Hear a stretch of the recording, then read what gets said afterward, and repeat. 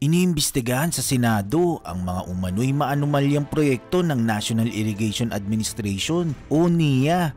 Inisa-isa ni Senator Raffy Tulfo ang mga questionabling irrigation projects na aniyay patuloy na pinupondohan kahit matagal nang delayed. Sa pagdinig ng Senate Blue Ribbon Committee kaugnay sa mga umano'y irregularidad at anomalya sa NIA, inilad ni Senator Tulfo ang mga natuklasan nilang proyekto na pinondohan ng daan-daang milyong piso pero hindi pa rin tapos. At ang masaklap pa rito ay kada taon humihingi ng budget para sa maintenance at repair. Kaya ang malaking tanong ni Senator Tulfo ano raw ang i-maintain kung hindi naman tapos ang project? Una sa listahan ni Senator Tulfo ay ang Balog-Balog Multipurpose Project sa San Jose, Tarlac City na 5 dekada na at panahon pa ni dating Pangulong Cory Aquino ito sinimulan, na kung saan may budget ito na 12 billion pesos mula 2013 hanggang 2022 para sa irigasyon ng 34,410 hectares ng lupang sakahan. Ipinakita rin ni Senator Tulfo ang larawan ng Buloy Small Reservoir Irrigation Project sa Bulacan na sinimulan noong taong 2015 at pinondohan ng 990 million pesos para naman sa irigasyon ng 570 hectares ng agricultural land. Questionable para kay Senator Tulfo na sa kabila ng paglalaan ng sapat na pondo nasa 1% lamang ang overall accomplishment ng NIA. Sa mga dokumentong natanggap ng kanyang tanggapan, sinabi ni Senator Tulfo na bayad na ang mga kontraktor pero hindi pa tapos ang proyekto at hindi gumagana ang mga irigasyon.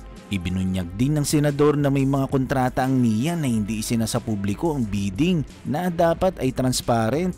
Bukod doon may mga blacklisted contractors din aniyang patuloy na nakakuha ng proyekto sa NIA matapos palitan lang ang kanilang mga pangalan. Tinukoy din ng mambabatas ang ilang umano'y ghost projects na karamihan ay nasa Mindanao. Senator Lauren, Madam, tama kayo, dapat hindi siya sisihin dahil kaupo lang niya. Pero ang tanong, dapat pagupo ng pagupo. Sino bang bagong administrator ngayon? Can you raise your hand? Yes, Okay. Administrator Sir, Gabriel. okay, engineer. Dapat first order of business ay alamin mo yung estado ng lahat ng mga irrigation na tapos at hindi pa tapos. That could have been your first responsibility. At pag nakita mo na meron pa mga anomalya, kung ako nga si Bilyan, hindi ako taga-naya, natumbok ko ito, ikaw pa kaya. Sana you stood up and said, hey, wait a minute. Ito mga proyekto ito, ang tagal na hindi pa rin tapos. Then you could have done something. You could have exposed this. Instead of me exposing it, bakit ikaw na mismo nag-expose? Inunahan mo na, nagsalita ka sa media. Tugisin mo yung mga processors mo. In a way, you cannot be faulted for this, pero hindi kayo tahimik lang. Diba?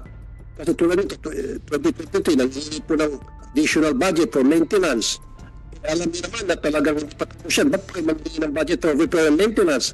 Samantalang yung mga projects na yan, ito. Ang tinuturo po ni Governor Daniel Fernando kung bakit lumubog ang Bulacan ay dahil sa maling patakaran ng National Irrigation Authority. Gusto kong malaman ngayon sa current head ng NIA, siguro inabutan mo na lang ito, bakit po pag binuksan yung dam, yung Bustos Dam, hindi nyo kino-coordinate sa mga local government officials na bigla na lang po sila nung Sabado. Biglang high tide pa ho noon, biglang inopen nyo yung dam sa Bustos. Po ang Kalumpit, Hagonoy, hanggang Plaridel, baha, Malolos, baha, May Kawayan, baha, Santa Maria, baha, halos lahat na ng buong Bulacan. Kasi kanina sabi mo, hindi lang 1% ang natapos dito sa Tumunog SRIP Pangasinan. Ito pong document na hawak ko, galing po ito sa inyong internal audit tool. Okay? So, ito ay mali, then, Mr. Chair, tag natin yung internal audit team na kung saan ang galing itong dokumentong ito. Pangalawa, Mr. Sulaik, 1% pa lang natatapos. And dito sa GAA, kine-question mo ito, yung 200 million GAA po ito. At nakalagay doon sa GAA, maintenance, repair, and operating expenses. Ano yung maintenance? Ano yung repair nyo? 1% pa nga lang ang nagagawa. Dapat, pag nagkaroon kayo humingi kayo ng pera para sa repair and maintenance, pero na-kompleto ng proyekto, ito 1% pa lamang. You see what I'm saying? Sir naman. Sir, gusto ko po ang listahan ng lahat ng mga contractor involved dito sa Balog-Balog project. We need a list of those contractors na nakinabang sa 13 billion pesos na walang napuntahan. Sino-sino po yun para makasuhan at dapat makulong. Dahil for so many years, dekada-dekada na kinawawa po yung mga farmers natin. Ginago po yung mga farmers natin. Sa ngalan ng salapi. Give us the names of those people makasuhan.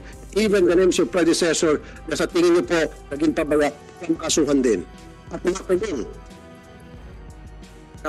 Engineer Guillen, siguro provide the committee a copy of the list of contractors. Pero bago mo ituloy yan, pagkatapos ng sagot mo, sagutin mo rin yung tanong ng mga katutubo natin na hindi daw tinutupad ng NIA yung Memorandum of Agreement. So second answer mo yun. Unahin mo yung unang question ni Senator Tulfo. Yes, sir. If we may, pwede po ba naming ipakita, sir, yung mga... kasi after ho nung privilege speech po ng ni Senator Honorable Senator Tulfo po, ay nagpatawag kaagad ako ng meeting. May mga documentation po kami.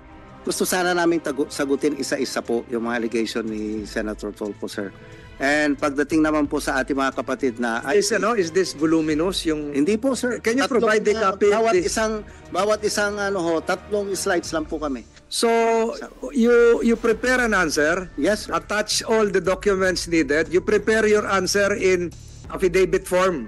Yes, sir. So during the next hearing, we will just ask you to reaffirm the Yes, contents of your answer para mas mapabilis natin ito. Kaya natin gawin yon? Yes, sir. Okay. Sir, Mr. Chair, Yes. sa dokumentong ito, lahat po about katiwalian. Voluminous ang sinasabi niya. Ito, ang tawag mo rito. Puro katiwalian to. Okay? Puro kalokohan ang laman nito. O isa-isay natin, baka kabutin tayo ng ilang araw. But anyway, sir, Yes, sir. yung sa balog-balog na sabi nyo, meron nang natapos sa phase 1. We need get videos and report stating na talaga yung tapos at sino nakikinabang. Sino-sino yung mga farmers na kinabang, ilang hektarya ang nakikinabang na patubig doon sa phase 1 na halagang 3 billion ang naibuhos na so far. We need those documents, information. Kasi madali lang po magsalita.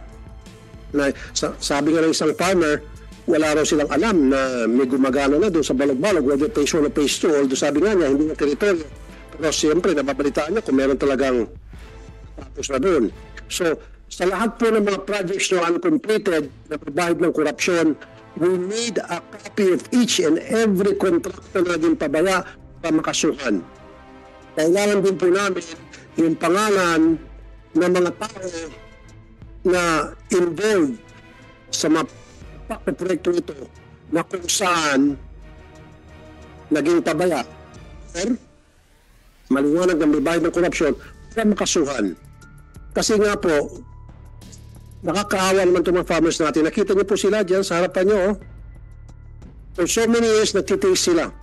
Nagbumalik silang kawawa. Dahil sa pinagagawang kapatid at kalokohan ng NIA. Tingnan niyo sa, hindi kayo makatingin ng diretso sa kanila. Hindi ba kayo naawa sa kanila? Hindi lang ikaw, hindi ikaw sa, maybe it's not true kasi hindi, bago pa lang kayo sa NIA, yung predecessors ninyo, hindi na ba kayo naawa sa mga farmers? Sila ang nagpapakain sa atin.